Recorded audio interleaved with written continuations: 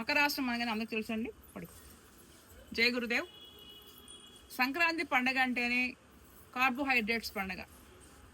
అదేంటండి అంటే ఒక అరిసె వండాలన్నా, ఒక కజ్జికాయలు చేయాలన్నా, ఈ కజ్జికాయల మైదా పిండి ఇది హెవీ కార్బోహైడ్రేట్. అదేంటండి అంటే ఒక అరిసె వండాలన్నా, ఒక కజ్జికాయలు చేయాలన్నా, ఈ కజ్జికాయల మైదా పిండి ఇది హెవీ కార్బోహైడ్రేట్. మైదా పిండి అనేది పోస్టర్లు పెడతారు రోడ్డు పైన. ఆ పోస్టర్లు అతికించడానికి గేదెలు తినకుండా, గోడకి వీడకుండా దానికి అంటుకుపోయేలాగా చేసే పదార్థం మైదా పిండి. దాన్ని ఇవాళ కజ్జికాయల్లో వాడతారు.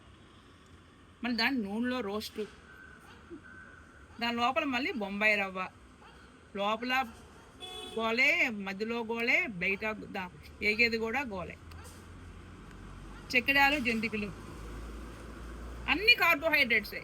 ఏదో ఉగాది పండుగ అంటే వేప పచ్చడి, భుజంగాసనం, గర్భాయ నమః. శ్రీరామనవమి అంటే బెల్లం పానకం, సల్లుడి వడపప్పు చాలా మంచిది, పచ్చిది, దాంట్లో ఆయిల్ లేదు.